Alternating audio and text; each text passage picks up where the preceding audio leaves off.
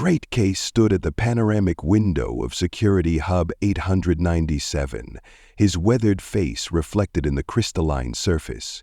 100 floors below, the evening traffic of Neo-Berlin wove between towering structures like luminous serpents.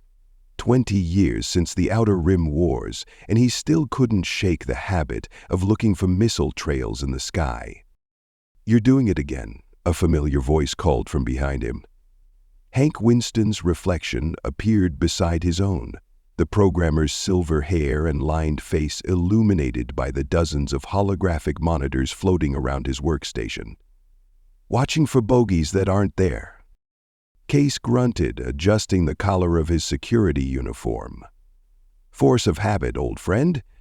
How's the new defense protocol coming along?" "Like trying to teach a quantum computer to play chess using chopsticks," Hank replied, returning to his cluttered desk. The small office tucked away in a corner of level 897's security sector smelled of synthetic coffee and ozone. "But I'll get it working. Always do." The security feeds surrounding them showed life as usual in Neo-Berlin. 1,000 levels of humanity stacked into the sky, 40 million souls living their lives in the world's most advanced arcology. Case's eyes drifted to the maintenance alert in the corner of his vision display. His Mark 7 battlesuit was still in its charging station down the hall, running diagnosis. That's when the first quantum bomb detonated. The blast was silent. Quantum weapons always were, but Case saw the ripple of distorted space-time tear through level 923, followed by the atmospheric shock wave that shattered every window for 10 levels. The security feeds erupted with alerts, and Case was already moving. "Hank, emergency protocols now!" He sprinted down the hall as klaxons began to wail. The charging station's doors slid open at his approach, revealing his battlesuit, 300 pounds of advanced polymers and reactive armor. Multiple detonations across the city. Hank's voice crackled through his earpiece. "Reading signature matches on... Sweet Jesus. Case, these are Outer Rim weapons." The battlesuit opened like a blooming flower, and Case stepped back into it, feeling the familiar neural connections engage. Displays flickered to life across his field of vision as the suit sealed around him. "Talk to me, Hank. What are we dealing with?" "Incoming bogeys. Hundreds, thousands of them. They're not missiles, they're..."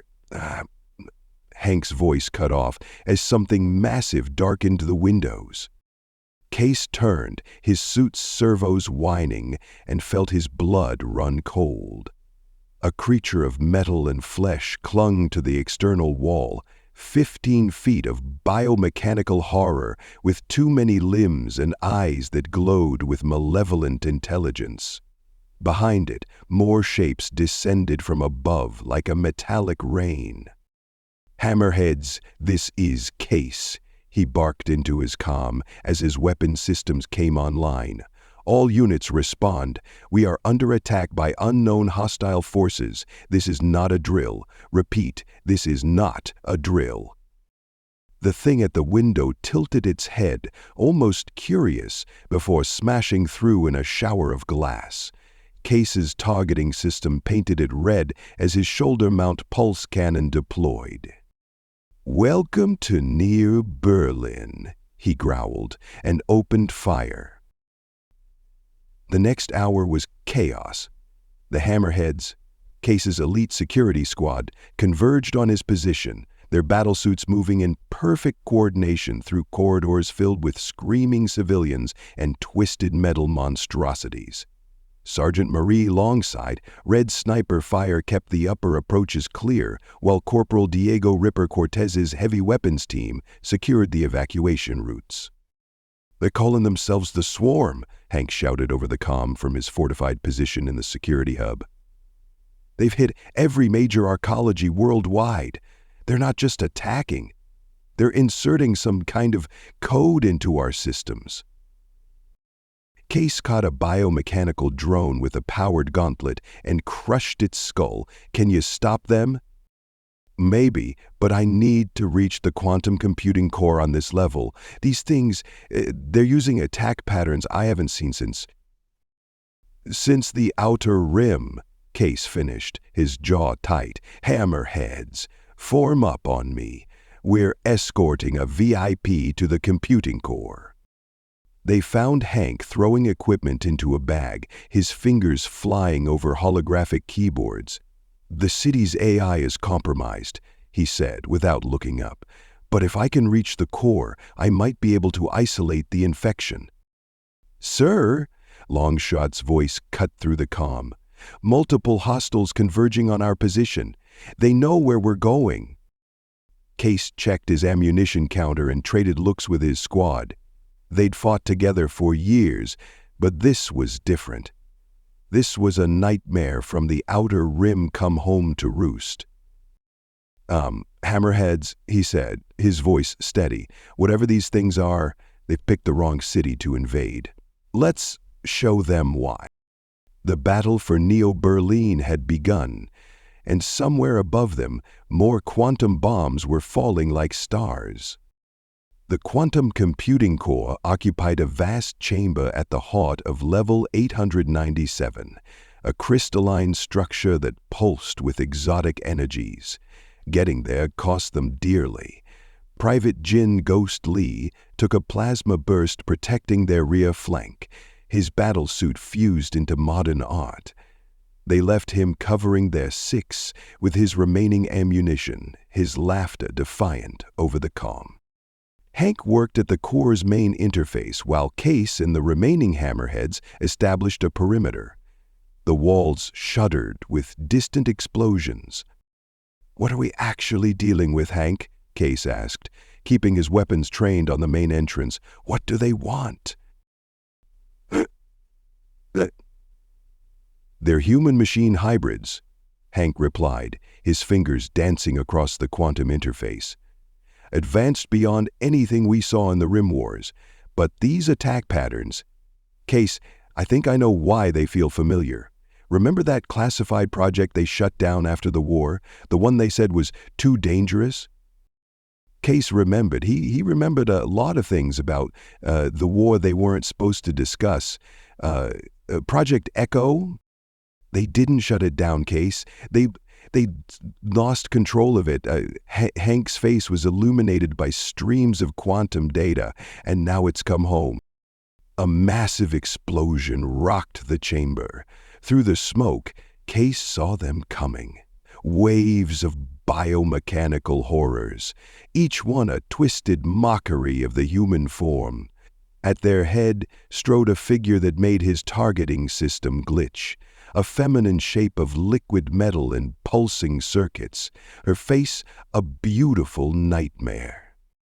"Civilization requires upgrading," she said, her voice a chorus of machine harmonics. "Humanity requires perfection." "Humanity requires you to go to hell," Case replied, and opened up with everything he had. The battle for level 897 would be remembered as the day Neo-Berlin learned to fear the dark above the city. But for Case, for the Hammerheads, for his old friend typing furiously behind him as monsters descended from above, it was simply the beginning. The real war was just starting. Nanite concentration of 30% and rising. Hank's voice crackled through the comm as Case's battlesuit shoulders parted another set of sealed blast doors. "You need to cycle your filters more frequently at these depths." 500 levels below their starting point, Neo-Berlin had become a nightmare of twisted metal and pulsing organic growth. The swarm hadn't just invaded the lower levels. They transformed them. Case's helmet displays showed atmospheric toxicity levels that would have killed an unprotected human in minutes. "Filters are cycling as fast as they can," Case replied, his boots crushing what might have once been a shopping mall directory. "Longshot, what's your read?" Marie Longshot Reed's voice came back terse. "Movement everywhere, sir. These things, they're building something down here." The remaining Hammerheads moved in tight formation through what had once been a bustling commercial district on level 397. The ceiling dripped with bioluminescent tendrils that responded to their movement. Marines Pascal and Cortez covered their flanks, their heavy weapons modified with Hank's latest anti-swarm protocols.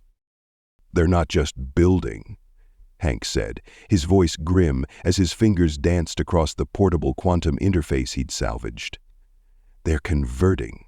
Every piece of tech, every scrap of biomass, it's all becoming part of their network. The whole city's turning into one giant processing unit."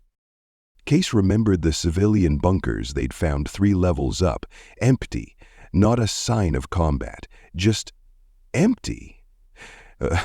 He pushed the thought away. How much further to the transportation hub?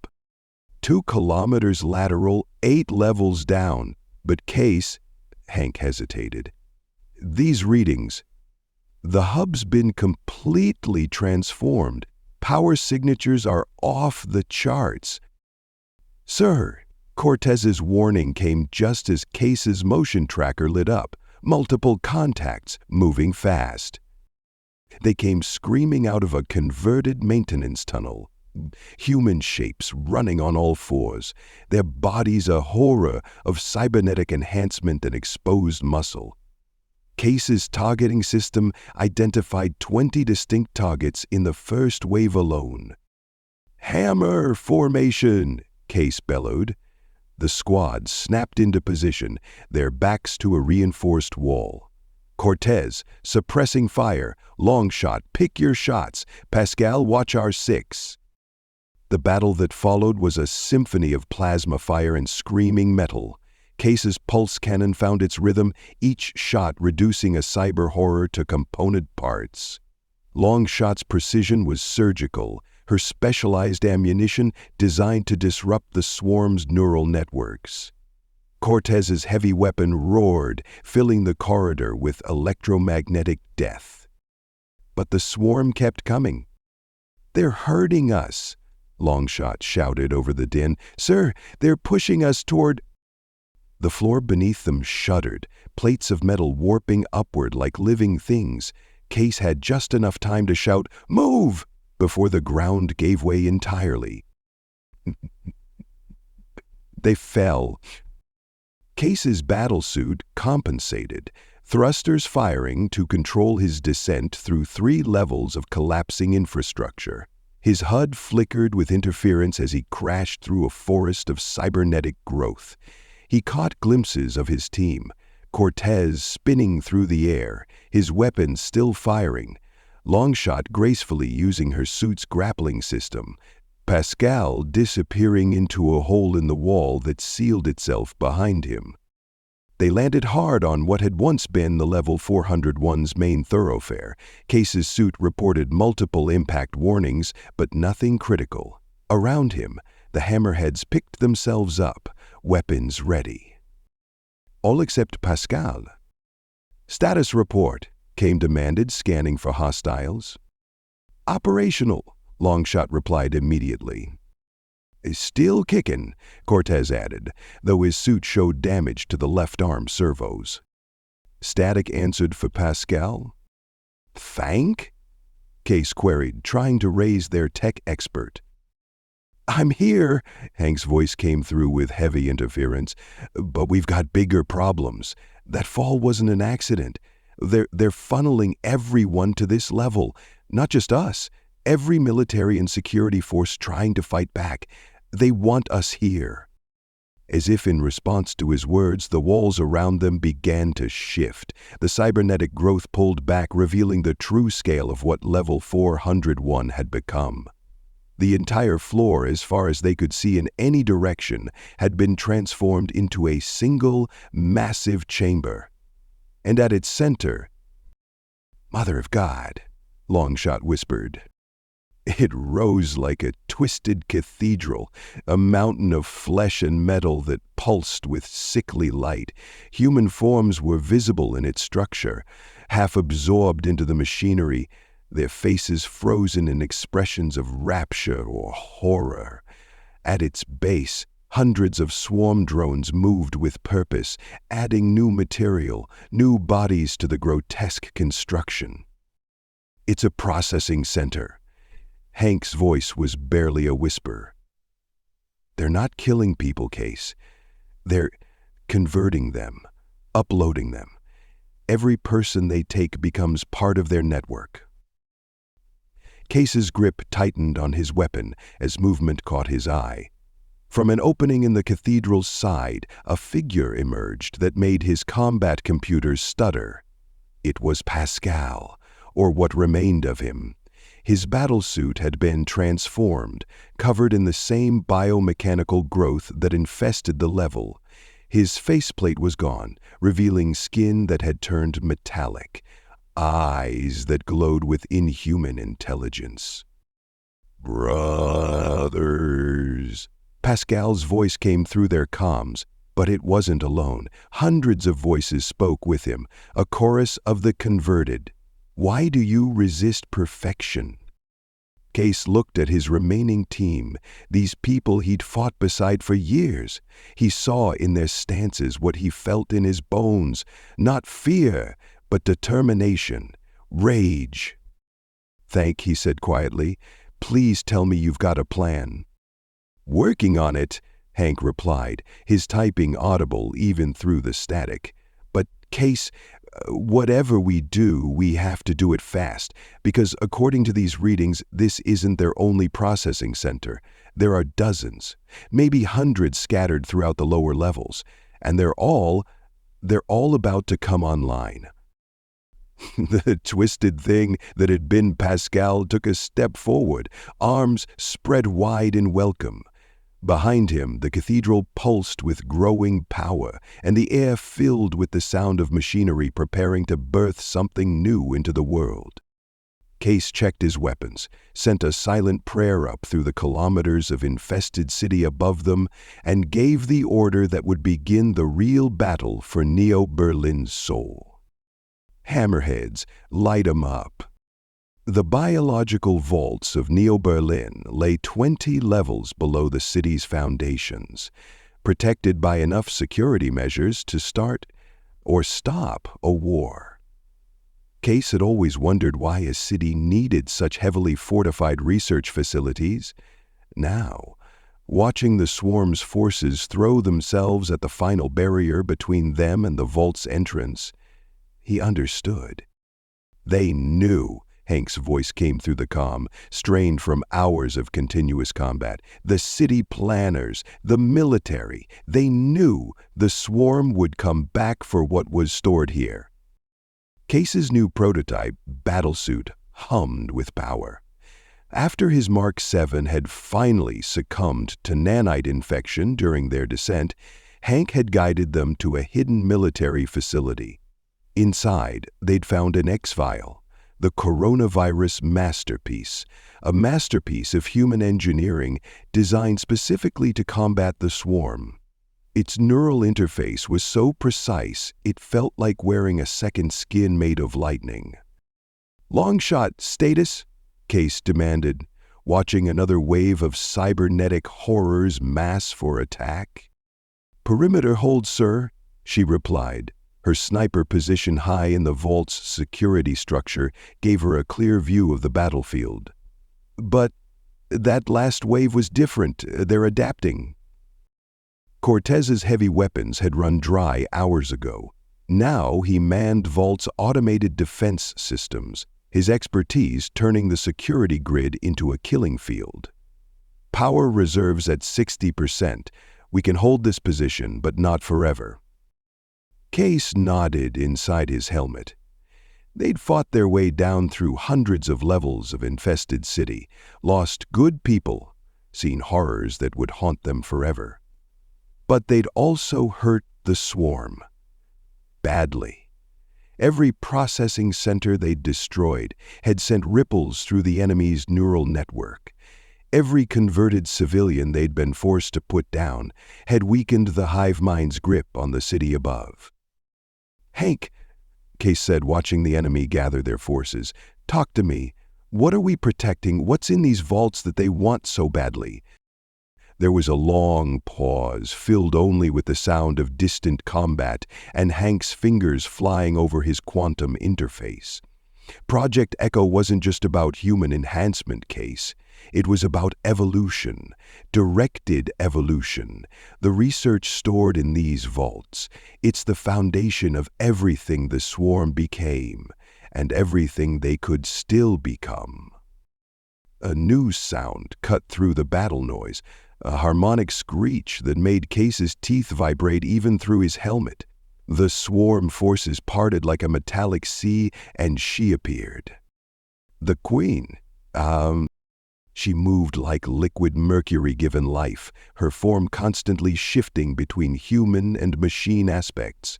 Her face was hauntingly beautiful one moment, a nightmare of surgical steel the next. Case's targeting systems tried to track her and failed, unable to define where her body ended and her modifications began. "So few now," her chorus voice echoed through their comms. "So few still resist perfection. You've fought well, children of old Earth. But evolution cannot be denied. The future cannot be stopped."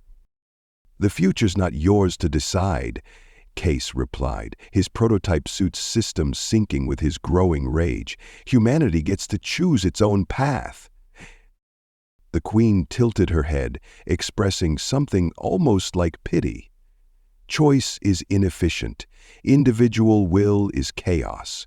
We offer unity, purpose, perfection." "You offer slavery," Hank cut in, his voice hard. "I've cracked your code, Your Majesty. I know what you really are. A failed experiment that broke its leash. You're not evolution. You're a mistake." The Queen's form rippled with emotion. The Old Maker speaks. "Do you think your understanding makes you powerful? Your codes are nothing. Your defenses are nothing. We are the next step. We are." Case didn't let her finish. The prototype suit's targeting system might not be able to track her, but he didn't need it. 20 years of combat instincts guided his hand as he fired a precision burst directly through her shifting face. The Queen staggered, silver blood spraying from the wound before it sealed itself. Her beautiful features twisted into a snarl of rage. "Kill them all!" The battle that followed would be remembered in Neo-Berlin's histories as the Stand at the Vault. The swarm came in waves, each more horrific than the last. Cortez's defense grid carved burning lines through their ranks. Longshot's precision fire eliminated their leader forms with surgical precision, and Case became a legend. The prototype suit moved like nothing the swarm had ever encountered. It predicted their attack patterns, adapted to their strategies in real time. Case carved through their forces like an avenging angel, each movement perfectly economical, each shot finding a vital point. "Gay!" Hank shouted over the comm. "I found it. The flaw in her neural architecture. The Queen, she's not just their leader, she's their primary processor. Everything flows through her. One critical hit to her central neural node." "Location?" Case demanded, ducking under a swarm blade and returning fire. "Base of the skull, where the spine meets the cybernetic enhancement array. But Case, you'll have to get close. Too close." The Queen was moving through her forces now, heading for the vault door. Each step left burning footprints in the metal floor. Case looked at his ammunition counter, then at his team's positions. Made a decision. "Hammerheads," he said, voice calm. "Give me a corridor." They understood immediately. Cortez redirected the defense grid, creating a killing field that drove back the swarm forces. Longshot's fire became a precision symphony, eliminating anything that might interfere with Case's charge. The prototype suit system synced perfectly with Case's intention. He moved like a ghost through the chaos, every step bringing him closer to the Queen. She turned, sensing his approach, her liquid metal form preparing for combat. "Foolish," her chorus voice echoed, "you cannot harm perfection." Case's response was to engage the suit's overdrive. Energy coursed through his systems as he crossed the final distance between them. The Queen's form shifted, becoming a creature of blades and death. Their battle was a blur of impossible speed and precision. Case's human intuition, combined with the suit's predictive capabilities, matched the Queen's fluid grace. They traded blows that would have shattered buildings, each seeking the killing stroke. "I see your mind," the Queen hissed as they grappled. "Your fears, your doubts. Why resist? We offer peace, unity, an end to uncertainty." Case's suit was broadcasting damage warnings. The Queen's touch was like acid eating through his defenses. But he had her measure now, had seen the pattern in her movements. "Unity?" he growled, letting her press her advantage. "Peace? Nah, humanity's messy, complicated, imperfect." He took a punishing blow to his left side, but it brought him exactly where he needed to be, and that's exactly how we like it. The prototype suit's right gauntlet transformed into a specialized blade of focused energy. The Queen realized her mistake. Too late. Case's strike was perfect. Through her defenses, past her liquid metal form, directly into the neural node at the base of her skull. Her scream shook the foundations of the vault. Every swarm creature in sight convulsed as their Queen's neural network cascaded into chaos. Case drove the blade deeper, the suit's sensors confirming the destruction of her primary processors. "Perfection," he said as her form began to dissolve, "is overrated." The Queen's death sent a shockwave through the swarm's collective consciousness. Without her controlling influence, their unified purpose shattered. Some units simply collapsed, their hybrid systems failing without the network. Others went berserk, attacking anything in sight, including each other. "That's our cue," Hank announced. "Martin, initiate Defense Protocol Omega. Longshot, paint targets for the city's defense grid. Let's clean house." Above them, Neo Berlin was already moving. Military units that had been fighting defensive actions launched coordinated strikes against the now disorganized swarm forces. Civilian defense systems came online with Hank's new anti-swarm protocols, systematically eliminating the infection that had taken root in the city's infrastructure. Case stood over the dissolving remains of the Queen, his prototype suit battered but functional. "Status report," he commanded. "Defense grid at full power," Cortez reported cheerfully, "targeting isolated swarm units citywide." "Oh, high-priority targets, painted and being eliminated," Longshot added. "Cleanup crews are moving in behind us." "The city's AI is back under our control," Hank said, pride evident in his voice. "And Case, the biological vaults are secure. Whatever's left of Project Echo stays safely locked away." Case nodded, looking up through the levels of the city toward the sky he knew was up there somewhere. "Good work, Hammerheads. Good work, old friend. Let's go home." The battle for Nea Berlin was over. The city had changed. Scars of the swarm's invasion would take years to heal. But humanity had faced its twisted future and chosen its own path. Case thought about Pascal and the others they'd lost, hoped they'd found peace. His prototype suit's systems synchronized with his breathing as he led his team toward the surface. There would be more battles, other threats to face, but today humanity had proven something important. The future belonged to those who fought for it, imperfections and all. In his computer shop on level 897, a pot of real coffee would be waiting, a case intended to enjoy every imperfect sip. 3 months after the Battle of the Vault, Case stood at his favorite window in Hank's computer shop, watching repair drones weave new structures into Neo-Berlin's skyline.